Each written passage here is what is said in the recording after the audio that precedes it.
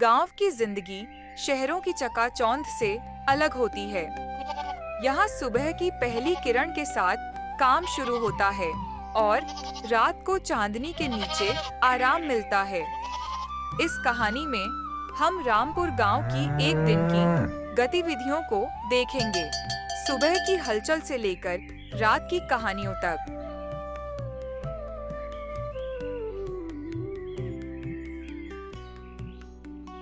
सरला, अरे ओ सरला, अरे मुझे बहुत भूख लग रही है। जल्दी से मुझे मेरा नाश्ता दे दो।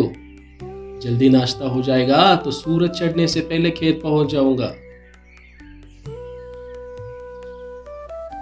पापा, रोज सुबह उठकर खेत में चले जाते हो। मेरे साथ खेलने के लिए कोई नहीं रहता। क्या आप मेरे साथ खेलेंगे? अरे मेरी प्यारी बेटी, अगर मैं खेत में नहीं जाऊंगा तो अनाज कहाँ से लाऊंगा? इसीलिए मैं रोज जल्दी खेत में जाता हूँ। तू चिंता मत कर, मैं जल्दी घर वापस आ जाऊंगा और आते समय तेरे लिए कुछ खाने के लिए जरूर लाऊंगा। अगर बाप बेटी की बातें खत्म हुई होगी तो चलो मैं गर्मा गर्म नाश्ता लगा देती हूँ। नाश्ता कर लेना और फिर चले जाना। गीता, तुम अपने पापा को अभी परेशान मत करो, उन्हें नाश्ता करने दो और तुम भी स्कूल के लिए तैयार हो जाओ।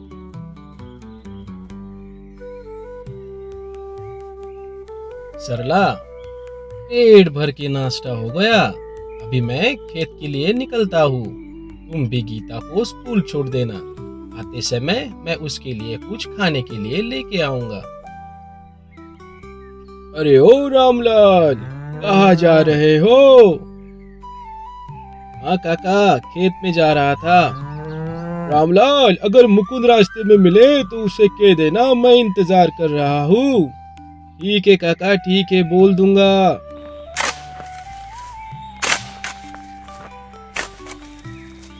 अरे रामलाल, आज भी इतनी जल्दी आ गया? हाँ काका, जल्दी काम पे आऊंगा तो मेरा ही फायदा होगा। और काका, आप भी तो जानते हो, सुबह सुबह काम करने से मन प्रसन्न हो जाता है।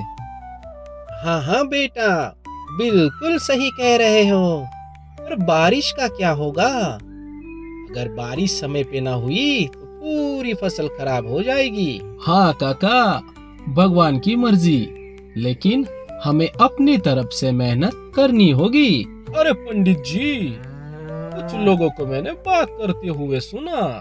वो कह रहे थे इस साल बारिश बहुत अच्छी होगी। ठीक कह रहे हो काका, भगवान की मर्जी रही तो इस साल बहुत सारा अनाज होगा गांव में। लेकिन बारिश भी तो ठीक से होनी चाहिए।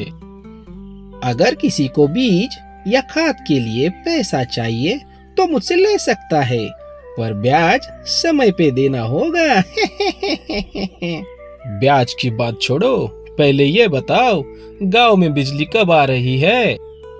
गांव में बिजली ना होने के कारण स्कूल के बच्चों को कितनी तकलीफ होती है पढ़ाई करने के लिए।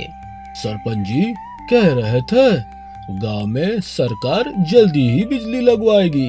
अब देखते हैं कब लगाते हैं, पर गांव को बिजली की बहुत जरूरत है। गीता, जाकर देख तेरा बाबा आ गया क्या? आज उन्होंने आने में बहुत देर कर दी। आप तक तो उनको आ जाना चाहिए था। सरला, अरे ओ सरला, मैं आ गया। आज बहुत काम था, बहुत ज्यादा थक गया हूँ। आ रही हूँ। आज बहुत देर कर दी आने में। मैंने गीता को भेजा था आपको देखने के लिए। पता नहीं वो लड़की कहाँ रह गई। आज बहुत थके हुए लग रहे हैं आप। नहा लीजिए, तब तक गीता भी आ जाएगी। फिर साथ में बैठकर खाना खाते हैं। ये देखो, मेरी गीता भी आ गई। आ जाओ मेरी प्यारी बच्ची, आ जाओ। बाबा जल्दी आओ, अम्मा ने गरम गरम रोटी बनाई है। हम सब साथ मिलकर खाना खाते हैं। वैसे सरला, गीता बेटी आज तुम्हारे खाने की बहुत तारीफ कर रही है। वैसे क्या बनाया है तुमने आज खाने में? आलू की सब्जी, दाल और चटनी और मछली। चलो चलो, जल्दी आप सब हाथ धो लेना। मैं आप सबको खाना परोसती हूँ। वैसे सरला, देखा जाए तो अपने परिवार के साथ बैठकर खाना खाने का मजा कहीं और नहीं मिल सकता। पूरा परिवार बैठकर एक साथ खाना खाता है। खाना खाने के बाद रामलाल थोड़ा आराम करने चला जाता है।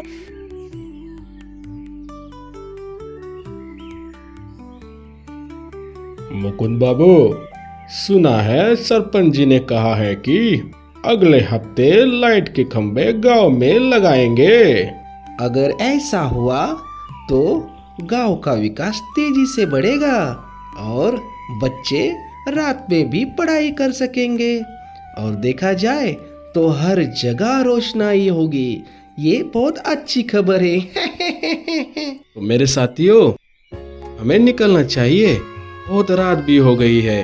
कल सुबह उठना पड़ेगा और खेत में जाके काम करना पड़ेगा। तो कल सुबह फिर से मिलते हैं। शुभ रात्रि। रामलाल मुन्नी को कहानी सुनाता है और धीरे धीरे पूरा गांव गहरी नींद में डूब जाता है। चांदनी रात में बैलों की घंटियों की आवाज और दूर कहीं एक सियार की हल्की चीख गांव की शांति को मधुरता से भर देती है। शिक्षा। गांव की जिंदगी सरल होती है लेकिन मेहनत से भरी होती है। मिलजुल कर रहने से जीवन में आनंद आता है। विकास जरूरी है लेकिन अपनी परंपराओं को भूलना नहीं चाहिए।